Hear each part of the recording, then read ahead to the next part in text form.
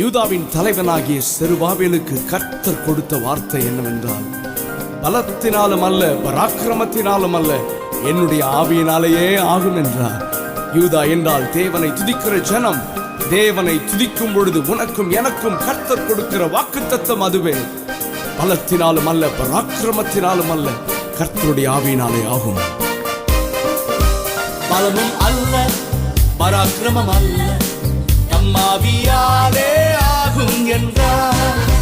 பலமும் அல்ல, பராக்கிரமம் அல்ல, தம்மாவியாலே ஆகும் என்றார். நம் போராயுதங்கள் உலகம் தந்ததல்ல, பலமுள்ளவை யாவிலும் பலமுள்ளவை. அவர் கிருபையின் வல்லமை, அன்பின் வல்லமை, பலமுள்ளவர் இயேசுவால் பலமுள்ளவர். நாம் ஒன்று சேர்ந்து இயேசுவை ஆராதிக்க அவர் நாம. எலியாவின் தேவனே, அவர் இறங்கிடும் நேரமே. எலியாவின் தேவன் இறங்கிடும் நேரமே. நான் ஒருவன் மாத்திரம் நீர்ந்திருக்க பாகாலின் படைகளை எதிர்த்திடுவேன். நான் ஒருவன் மாத்திரம் நீர்ந்திருக்க பாகாலின் படைகளை எதிர்த்திடுவேன்.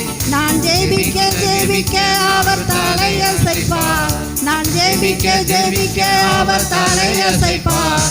நெருப்பாய் இறங்கிடுவார் என் தேவன், நெருப்பாய் இறங்கிடுவார். ஆவியே ஆவியே ஆவியே ஆவியே, அசைவாடும் அனலாகும் எங்கள் அக்கினி ஜுவாலையே. அசைவாடும் அனலாகும் எங்கள் அக்கினி ஜுவாலையே. வழிமாறி கீதத்தில் படுத்தாலும் வார்த்தை தேவன் நம்மை பின்தொடர்வார். வழிமாறி கீதத்தில் படுத்தாலும் வார்த்தை தேவன் நம்மை பின்தொடர்வார்.